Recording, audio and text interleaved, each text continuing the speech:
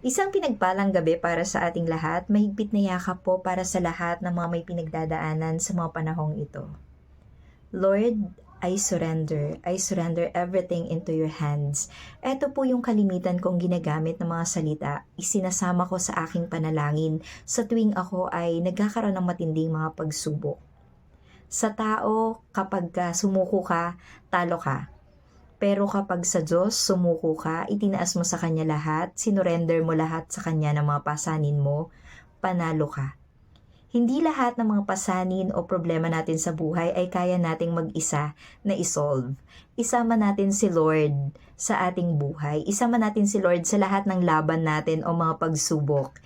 And I tell you, panalo ka. Let me tell you this, gagaan at magiging maayos yung sitwasyon mo. Hindi man sa paraan na gusto mo, kundi sa paraan at plano ng Diyos. Kaya ngayon, ano man yung pinagdadaanan mo, mapa ito ay spiritual, mental, o yung bigat na nararamdaman ng iyong kalooban, ano man ang iyong mga pagsubok sa ngayon, itaas mo yan sa Diyos, ilaban mo, kasama siya, and at the end, magiging panalo ka. Walang hindi makakapangyayari, walang hindi mananalo kapag ang Diyos ang kasama natin. Surrender everything to the Lord. God bless and good night.